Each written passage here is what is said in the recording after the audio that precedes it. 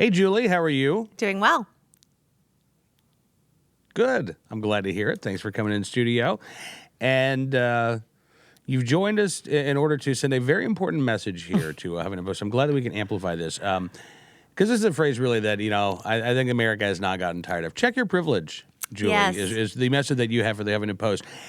Oddly enough, I kind of agree with this statement in this context. So what's going on over at the HuffPo? Yeah, so the Huffington Post, headed by Ariana Huffington, she's the founder and namesake of the Huffington Post. She just started is supporting a new project at the Huffington Post where the children of famous people, media moguls and movie stars and big corporate heads are going to interview their parents and then pay someone to ghostwrite.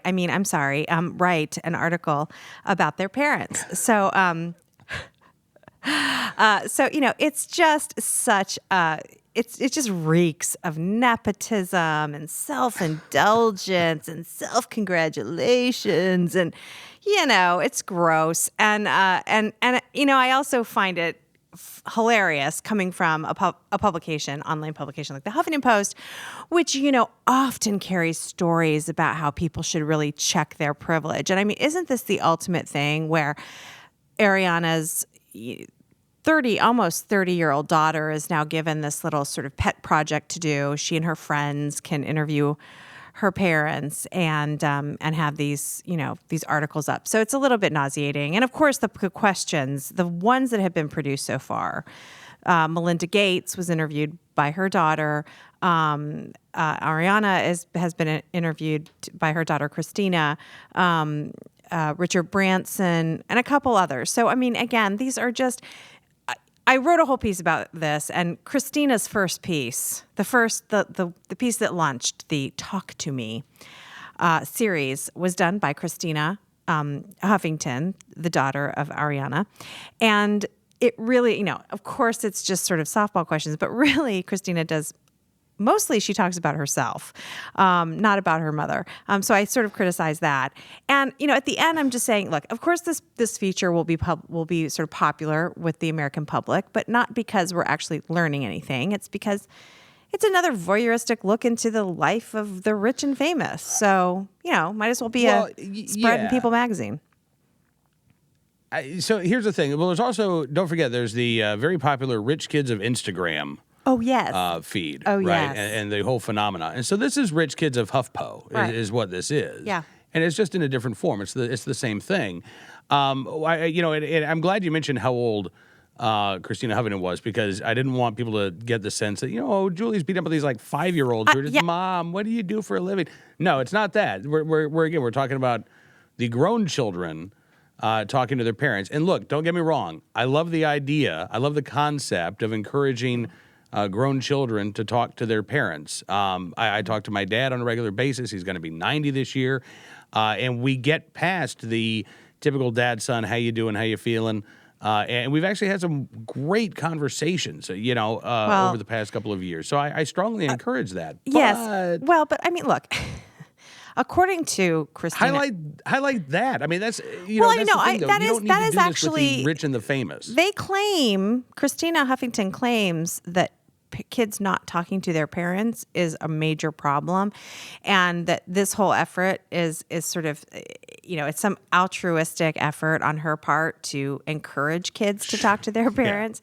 It is. Well, I wish. Sure it is. I wish I could. I wish I could read. I wish I had my article. I'm sometimes better at writing than talking about it. Can I quote for you? I've got it right here in front of me. It's the part where she talks about a typical conversation with her mom and dad, where she basically says, I jump on the phone and I talk, and then at the very end, go ahead. Yeah, I was going to say, despite the frequency and intimacy of our conversations, I recently realized how much there is still left unsaid. I started noticing how many times our phone conversations about some problem I was having or some exciting news I'd received would end with me hurriedly asking, "And everything good with you?"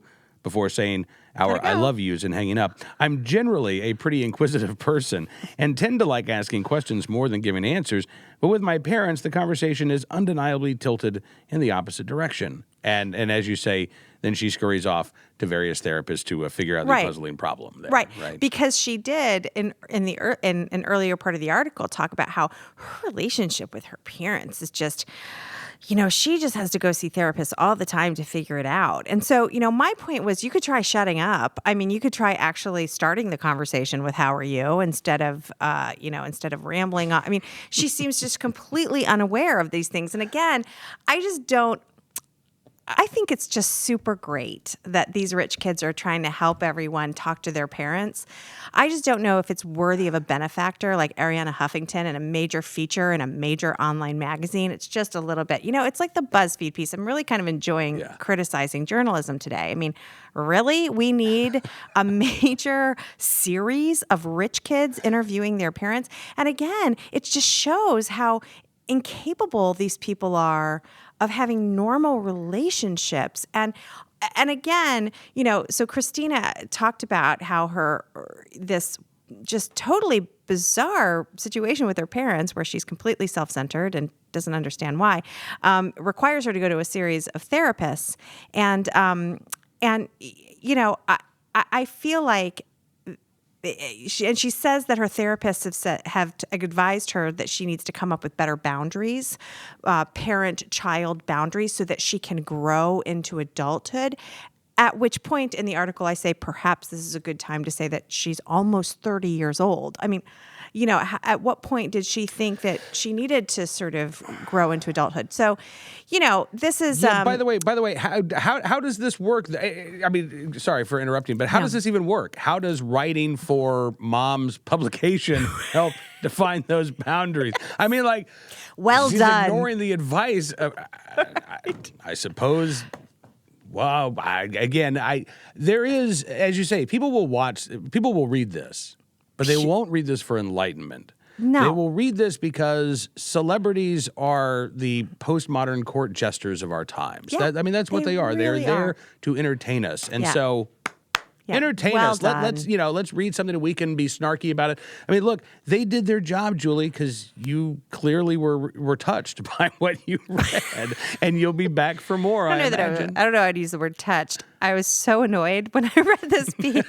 That is basically my attitude most days. I just am annoyed. But again, I've seen some others. Melinda Gates is talking about how she has both a daughter and a son, and she worries because sometimes she asks the son to take the garbage out more than the daughter, and she's worried if she's has certain gender expectations. Why didn't she ask the daughter? I mean, I would love these problems. I would love these things to really take up the time in my mind. But again, these features will be popular with people because again, it's a sort of a look into their I would say in the Huffington families, a slightly bizarre lifestyle and sort of interactions with each other. But again, the fact, the sort of nepotism on display here, the self-regarding, the self-satisfaction seems to be entirely lost on these people, which deserves a little bit of ridicule, I think.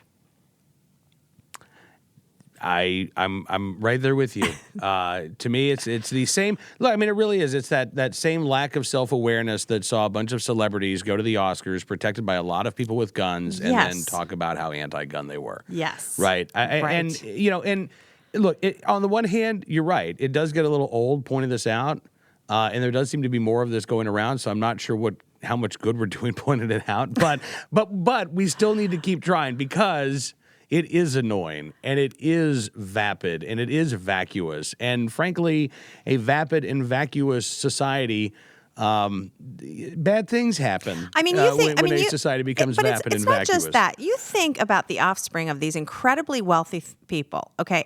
And this young girl who's almost 30 thinks that her contribution to the world is going to be encouraging people to have conversations with their parents. I mean, there's just so much more good that could be done.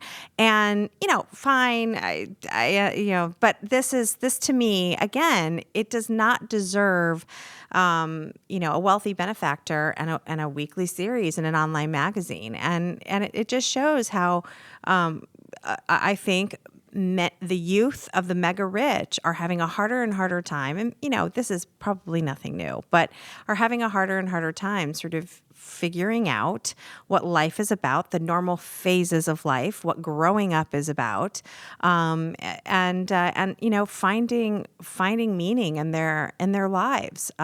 So whether you find a lot of offspring of children now, they immediately go into modeling. Some of them go into acting. I consider that a worthy profession, but there just seems to be very little interest in actually education, in learning new things, and in helping people in a meaningful way, not in these sort of stupid, vapid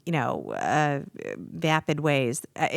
We do not need an online series on how to talk to mom and dad. I mean, and again, as I said in the article, millions of parents deal with self-centered children by explaining, don't be so self-centered. Try talking about something besides yourself. Again, this seems lost on them. So I'm sure we'll see more of these. I'll be grumpy about it. I can come in here and talk about it a little bit more. Sure that I'm sure. See, you don't need to go to a therapist. You've got Cam and Company. I can't afford a therapist. Are you kidding? Yeah. All right. Well, listen, I'm glad that you could come here and vent. And in the meantime, I don't know. There is I know this wasn't a Huffington Post, but you can go read Anderson Cooper and Gloria Vanderbilt talking to one another. There's another conversation. Down to earth, down home folks, Thank as we God say. that's out there. Julie, enjoy the rest of your week. Try to enjoy the rest of your week. And we look forward to talking again soon. Thanks for having me on. All right, we'll see you soon.